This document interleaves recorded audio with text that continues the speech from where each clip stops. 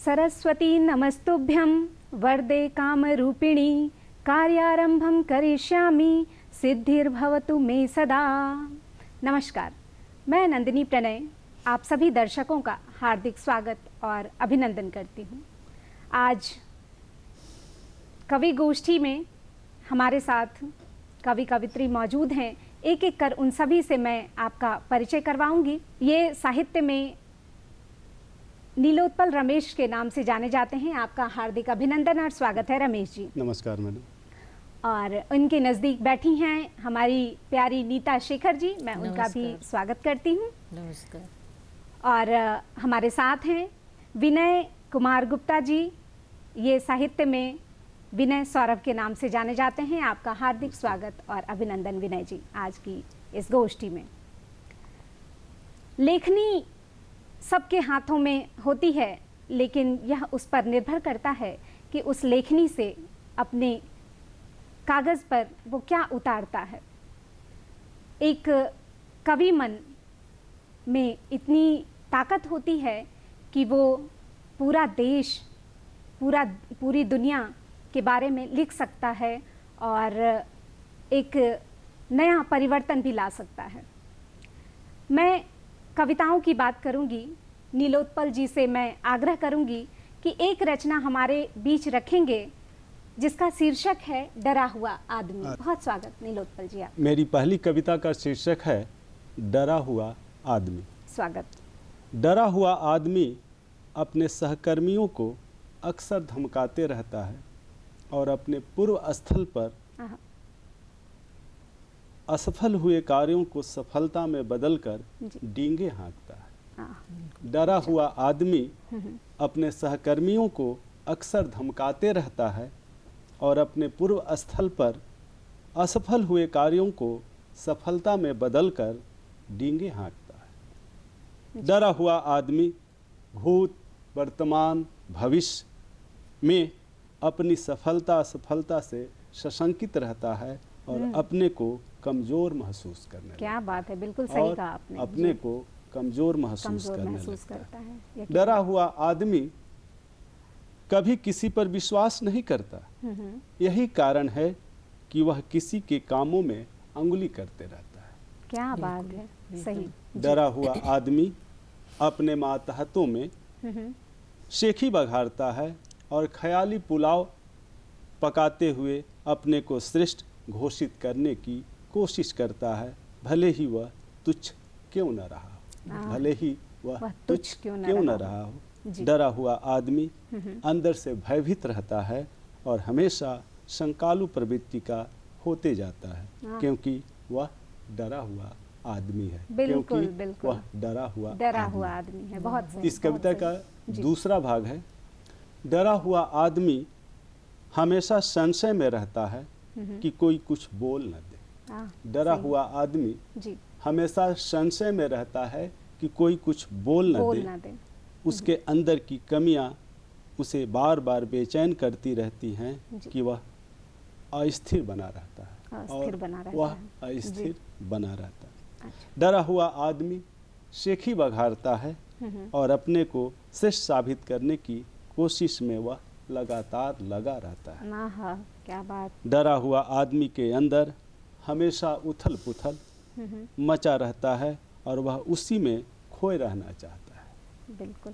डरा हुआ आदमी हमेशा डरा ही हुआ रहता है। डरा हुआ आदमी हमेशा डरा ही हुआ रहता है और ये भावनाएं उसके हाव भाव से प्रदर्शित हो जाती हैं, जिसे समझने में किसी को कोई दिक्कत नहीं होती, क्योंकि वह डरा हुआ आदमी है, क्योंकि वह डरा हुआ आदमी। क्या बात है, बहुत अच्छे, बहुत अच्छे। डरा हुआ आदमी।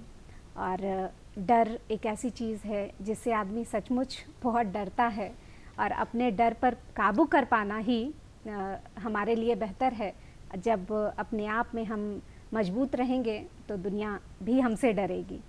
आगे बढ़ते हैं एक और कविता के साथ। मैं नीता शेखर जी से आग्रह करूंगी कि अपनी एक रचना भ्रम हमारे बीच रखें। शीर्षक भ्रम। स्वागत आप। मैं अपनी एक कविता भ्रम आप सभी के सामने रख रही हूँ। अक्सर हम लोग भ्रम हो जाती है हम लोगों को, जी, उसी जी। पर मैंने लिखा है। तुम्हारे साथ रहकर अक्सर मन में कई भ्रम फैल जाते हैं, उसको बदलना है। अच्छा। तुम्हारे साथ रहकर अक्सर मन में कई भ्रम फैल जाते हैं, उसको बदलना है। अच्छा जी। जब मैं खुद को खुद से मिलाती हूँ, जब मैं खुद को खुद से मिलाती हूँ, मैं जैसे सदियों से खोई हुई कोई तुम्हारी दीवानी। आहा। जैसे मैं खुद को खुद से मिलाती हूँ, जैसे सदियों से खोई हुई जैसे कोई तुम्हारी दीवानी। बढ़िया। मेरे लिखने का अंदाज कुछ यूं ही बदल जाया करता है। हाँ। मेरे लिखने का अंदाज कुछ यूं ही बदल जाया करता है। सोचते सोचते बस मन में हलचल मच जाया करता है। आहा। सोचते सोचते बस मन में हलचल मच जाया करता है। तुम्हारे साथ रहकर अक्सर मन में कई भ्रम फैल जाते हैं। आह, बहुत अच्छा। मेरा खाली सा मन मचलने लगता है। जी। मेरा खाली सा मन मचलने लगता है, जैसे मैं खुद में ही सिमटने लगती हूँ। जैसे मैं खुद में ही सिमटने लगती हूँ। मैं ये खामोशी शरारतों में मचलने लगती है। ये खामोशी शरारतों में मचलने लगती है। मैं लिखते वक्त अपनी ज़िंदगी से मिलाती हूँ। आहा, क्या बात है। मैं लिखते वक्त अपनी ज़िंदगी से मिलाती हूँ। जी। तुम्हारे साथ रहकर अक्सर मन में भ्रम फैल जाता है। आहा, क्या बात। जैसे जीवन को सफल बना आती हूँ, जैसे जीवन को सफल बना आती हूँ, तुम्हारे कारण अगर तुम ना होते, अगर तुम ना होते तो मैं जीती कैसे। आहा। अगर तुम ना होते तो मैं जीती कैसे। तुम्हारे होने से ही उन बेईमान लोगों से, तुम्हारे होने से ही उन बेईमान लोगों में भी कुछ ईमानदारी देख आती हूँ। आहा, क्या बात, बड़ी बात। तुम्हारे होने से ही उन बेईमान लोगों में कुछ ईमानदारी देख आती हूँ। क्या बात। तुम्हारे होने से अक्सर मन में ये भ्रम फैल जाता है। हाँ, जी। मैं अपनी नफ़रत को ही भूल जाती हूँ। मैं अपनी नफ़रत को ही भूल जाती हूँ। लिखने की कोशिश में मैं अपने जीवन की कुछ कहानी लिखाती हूँ। हाँ। लिखने की कोशिश में मैं अपने जीवन की कुछ कहानी लिखाती हूँ। कुछ अच्छे को बहुत अच्छा लिख जाती हूँ, कुछ अच्छे को बहुत अच्छा लिख जाती हूँ। मैं अपनी ज़िंदगी के कुछ पल बिता आती हूँ। मैं अपनी ज़िंदगी के कुछ पल बिता आती हूँ। मैं खुद के साथ कुछ लंबी सी मुलाकात, मैं खुद के साथ कुछ लंबी सी मुलाकात कराती हूँ और गहरी सी बातें कर जाती हूँ। और गहरी सी बातें कर जाती हूँ। अपनी ज़िंदगी के कुछ बेहतरीन पलों को खींच लाती हूँ। अपनी ज़िंदगी के कुछ बेहतरीन पलों को खींच लाती हूँ। मैं हर वक्त कुछ नया लिखाती हूँ। मैं हर वक्त कुछ नया लिखाती हूँ। ए कलम, ध्यान दीजिएगा जी। ए कलम तुम छोड़ न जाना कभी। ए कलम तुम छोड़ न जाना कभी। तुम ही मेरी प्रेरणा, तुम ही मेरी मोहब्बत और तुम ही मेरी ताकत। क्या बात, वाह। ए कलम तुम छोड़ न जाना कभी। तुम ही मेरी प्रेरणा, तुम ही मेरी मोहब्बत, तुम ही मेरी ताकत। बहुत क्या बात है। प्रेरणा, मोहब्बत और ताकत। मैंने कहा था ना कि लेखनी में सब कुछ है, और नीता जी की इस कविता में इन तीन चीज़ों का जिक्र होना अपने आप में अहम है, क्योंकि लेखनी ही सब कुछ लिखवाती है। आगे बढ़ेंगे और आग्रह होगा विनय सौरभ जी से कि एक रचना हमारे बीच रखें जी। कविता का शीर्षक है छूटता हुआ घर। जी, पढ़ें। घर छूटता जाता था रोज, उसकी असंख्य छवियां पीछा करती थी। एक यात्री बनकर गांव के स्टेशन से गुजरना भावुक कर देता था। घर छूटता जाता था रोज, उसकी असंख्य छवियां पीछा करती थी। एक यात्री बनकर गांव के स्टेशन से गुजरना भावुक कर देता था। पलाश के जंगल बुलाते थे, पलाश के जंगल बुलाते थे। जी। ताड़ खजूर के अनगिनत पेड़, बेर की झाड़ियाँ, पहाड़ दूर तक आंखों में फैले हुए कुछ कहते थे।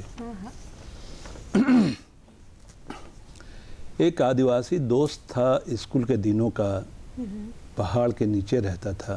अच्छा। बरसों से उससे मिला नहीं। पता नहीं अब फिर इन सबों के पास कब जाना होगा। लगातार अनसुना करने का स्वांग भरते हुए जी। हम सब एक दिन छोड़ ही देते हैं अपनी मिट्टी और वह जगह जहाँ हमारा जन्म हुआ। बिल्कुल बिल्कुल। लगातार अनसुना करने का स्वांग भरते हुए हम सब एक दिन छोड़ ही देते हैं अपनी मिट्टी और वह जगह जहाँ हमारा जन्म हुआ। जी। ज़रूरतें हमें कहीं और ले जाती हैं। बिल्कुल। ज़रूरतें हमें कहीं और ले जाती हैं। संपन्नता से भरा लेकिन एकाकी जीवन आता है हमारे पास। बिल्कुल बिल्कुल। जी। रेल से गुजरते हुए गांव की वह नदियां दिखती हैं। रेल से गुजरते हुए गांव की वह नदियां दिखती हैं, रेत और पानी के अपने वैभव से खाली और उदास।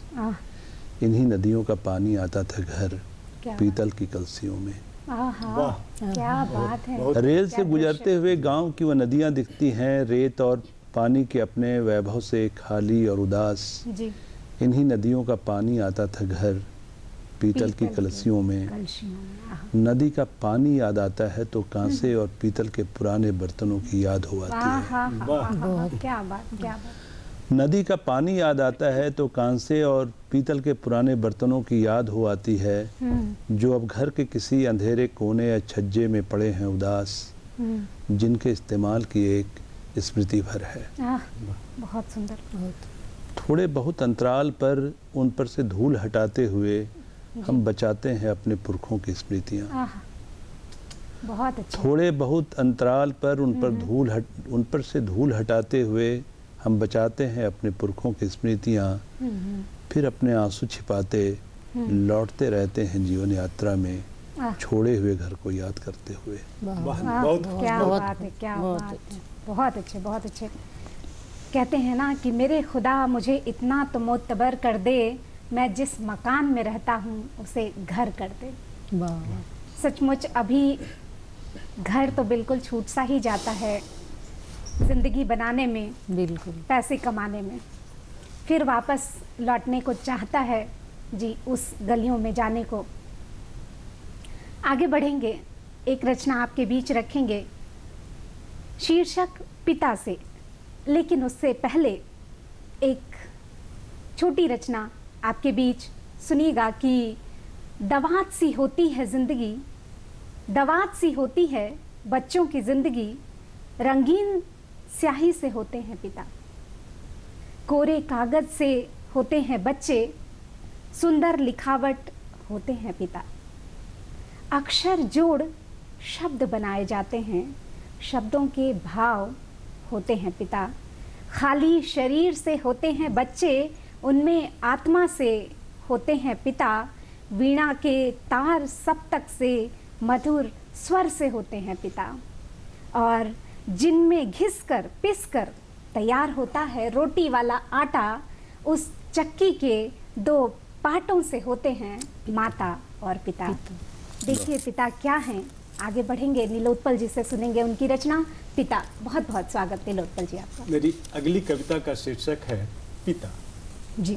पिता किसी भी परिवार की धुरी होते हैं, जिसके इर्द गिर्द चक्कर काटते रहता है पूरा परिवार।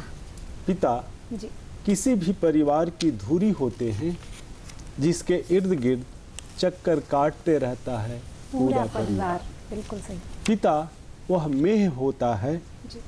पिता वह मेह होता है जिसमें घर के सारे सदस्य जुड़े होते हैं। पिता वह मेह होता है जिसमें घर के सारे सदस्य जुड़े होते हैं और परिवार के सहारे घर की गाड़ी चलते रहती है। और परिवार के सहारे घर की गाड़ी चलते रहती है। पिता जिन्हें घर की समस्याएं परेशान किए रहती हैं। पिता जिन्हें घर की समस्याएं परेशान किए रहती हैं, फिर भी वे अपने को विचलित कभी नहीं समझते। फिर भी वह अपने को विचलित कभी नहीं समझते और लगे रहते हैं समस्याओं के निदान में। और लगे रहते हैं समस्याओं के निदान में। पिता एक जीवट व्यक्ति होते हैं। पिता एक जीवट व्यक्ति होते हैं जिनकी जीवटता मिसाल बन जाती है अपनी संतान के। क्या बात। पिता एक जीवट व्यक्ति होते हैं जिनकी जीवटता मिसाल बन जाती है अपनी संतान के लिए। पिता पिता ही होते हैं। पिता ही होते हैं जिन्हें जानना समझना तब संभव हो पाता है, जिन्हें जानना समझना तब संभव हो पाता है जब आप एक पिता बनकर अपने आप को देखेंगे। जब आप एक पिता बनकर अपने आप को देखेंगे। क्या बात है। बहुत सुंदर। सचमुच माँ बहुत बड़ी हस्ती होती है, लेकिन उससे कहीं बड़े और वट वृक्ष के समान पिता होते हैं, जो कहते हैं ना कि पर्दे के पीछे रहकर सबको, यहाँ तक कि अपने बच्चों को ही नहीं, अपनी पत्नी को, उन बच्चों की माँ को भी संभालते हैं। तो उनका पौधा माँ से कहीं ज़्यादा बड़ा है। बहुत सुंदर आपकी रचना रमेश जी, बहुत बहुत सुंदर लगी। धन्यवाद आपका। आगे बढ़ेंगे और नीता जी से आग्रह करेंगे कि पिता के साथ साथ अगर माँ के बारे में कुछ ना कहा जाए तो यह अधूरा ही होगा। तो बहुत स्वागत, नीता जी के साथ सुनेंगे माँ शीर्षक से एक कविता। स्वागत आपका नीता जी। नमस्कार। मेरी ये कविता माँ को समर्पित है और कोरोना काल की वजह से मेरी माँ जूझ रही है, उस पर ही मैंने ये लिखा है। स्वागत। मेरी प्यारी भोली माँ, मेरी प्यारी भोली माँ, खो गई हो तुम कहाँ, खो गई हो तुम कहाँ। 9 मास तुमने हमको रखा, 9 मास तुमने हमको रखा, इस जग में हमको लाया, इस जग में हमको लाया, अपने हाथों से पाला। क्या सही और क्या गलत हर चीज़ तुमने सिखाया। मेरी प्यारी भोली माँ, खो गई हो तुम कहाँ। तुम हमारी गुरु बनी, जीवन की सीख तुम ही ने दी। हर पल साथ रही, चोट लगता हमें दर्द तुम्हें होता। क्या बात है। चोट लगता हमें दर्द तुम्हें होता। मेरी प्यारी भोली माँ, खो गई हो तुम कहाँ। खेल कूद कर थक कर आते, खेल कूद कर थक कर आते, बड़े प्यार से पैर दबाकर सहलाकर अपनी गोदी में कितने प्यार से सुलाया करती थी, कितने प्यार से सुलाया करती। आज फिर से वही नींद सुला दो ना माँ। मेरी प्यारी भोली माँ, खो गई हो तुम कहाँ। क्या बात है, बहुत अच्छा। सदा हमारा साथ दिया, हमें नया जीवन दिया, सदा हमारा साथ दिया, हमें नया जीवन दिया। मेरी प्यारी भोली माँ, खो गई हो तुम कहाँ। अपने घर से विदा किया, अपने घर से विदा किया, सदियों से रीत यही है, आपने ही हमें सिखाया। क्या बात। अपने घर से विदा किया, सदियों से रीत यही है, आपने हमें सिखाया। मेरी प्यारी भोली माँ, खो गई हो तुम कहाँ। हर सुख दुख से जीना सिखाया करते थे, हर सुख दुख में जीना सिखाया करती थी। कहते थे बातें हम कितना, कहते थे बातें हम कितना, सही गलत का रास्ता दिखाती, सही राह पर चलना सिखाती। सही गलत का रास्ता दिखाती, सही राह पर चलना सिखाती। मेरी प्यारी भोली माँ, खो गई हो तुम कहाँ। क्यों पापा के चले जाने से, क्यों पापा के चले जाने से भूल गई हम सबको, क्यों पापा के चले जाने से भूल गई हम सबको, क्यों ऐसा हुआ आपका मन, क्यों ऐसा हुआ आपका मन, क्या पापा तक ही था जीवन आपका, क्या पापा तक ही था जीवन आपका, हो गए हम अनजान, हो गए हम अनजान, मेरी प्यारी भोली माँ खो गई हो तुम कहाँ, मेरी प्यारी भोली माँ खो गई हो तुम कहाँ। क्या बात है, क्या बात, बहुत अच्छे, बहुत अच्छे। इसी के साथ एक रचना मुझे अपनी याद आ रही है कि एक बेटी होने के नाते जो माँ पर आपने लिखा, तो माँ और पिता से जुड़ती हुई एक रचना याद आ गई मुझे, मैं आपके बीच रखती हूँ कि बेटियों की तरफ से है ये, कि पिता की तर्जनी पकड़ दुनिया की सभी बाधाओं को पार करना जानती हैं बेटियाँ। माँ होती है अगर धरा तो पिता को पूरा ब्रह्मांड मानती हैं बेटियाँ। बिल्कुल। भले बेटे को मिल जाता है ज़मीनों जायदाद, पर पिता के दिल पर अधिकार करना जानती हैं बेटियाँ। और सुनिए कि खामोशी की चादर ओढ़े मजबूत नजर आते हैं पिता, खामोशी की चादर ओढ़े मजबूत नजर आते हैं पिता, पर अनकहे शब्दों में छुपे दर्द को पहचानती हैं बेटियां। और क्या कि कठोर बनकर खुद को पेश करते हैं, कठोर बनकर खुद को पेश करते हैं सबके सामने, अंदर बसे मोम को छू जाती हैं बेटियां। वाह, बहुत बहुत पिता की देहरी से, पिता की देहरी से सभी रस्मों के साथ विदा तो हो ही जाती है। बिल्कुल। पिता की देहरी से सभी रस्मों के साथ विदा तो हो ही जाती हैं, मगर उससे उनसे दूर होने पर घबरा जाती है बेटियां। बहुत। और इस रचना की आखिरी पंक्ति सुनिएगा, बहुत भावुक करने वाली है कि अंतिम समय में देते तो बेटे ही हैं मुखाग्नि पिता को जी। अंतिम समय में देते तो बेटे ही हैं मुखाग्नि पिता को, पर अपने पिता के साथ पर अपने पिता के साथ खाक हो जाती है बेटियां। बहुत सचमुच पिता का होना कितना ज़रूरी है ज़िंदगी में। जिनके पास नहीं है वही समझ सकते हैं। मैंने भी कुछ वर्ष पहले अपने पापा को खोया है। बहरहाल आगे बढ़ेंगे और विनय जी से आग्रह होगा कि एक रचना हमारे बीच रखें शीर्षक से कि कोई सा दिन। अब देखें उस दिन में क्या क्या है। स्वागत विनय जी आपका। कविता का शीर्षक है कोई सा दिन। जी। एक पूरा दिन तुम्हारे साथ खर्च करना चाहता हूँ। हाँ, क्या बात। वो कौन सा महीना होगा, कौन सा दिन। क्या बात। एक पूरा दिन तुम्हारे साथ खर्च करना चाहता हूँ, वो कौन सा महीना होगा, कौन सा दिन। जी। क्या धूप बहुत तेज होगी उस रोज, या बादल काले हो रहे होंगे बारिश का संकेत देते हुए। हाँ, क्या परिदृश्य है। क्या धूप बहुत तेज होगी उस रोज, या बादल काले हो रहे होंगे बारिश का संकेत देते हुए। जी। क्या हवा अपनी पूरी ठंडक के साथ तुम्हारे कमरे में फैली होगी, बेतरतीब कागजों और किताबों के बीच। जी। क्या तुम्हारा कमरा वैसा ही है जैसा 15 साल पहले था। अच्छा। क्या तुम्हारा कमरा वैसा ही है जैसा 15 साल पहले था।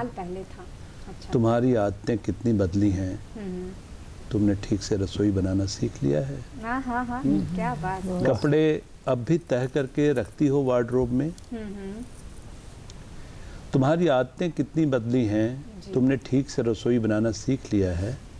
कपड़े अब भी तह करके रखती हो वार्डरोब में। किराए का मेरा वो कमरा और गुलमोहर क्या अब भी दिखते हैं तुम्हारी छत से। हाँ, क्या बात है।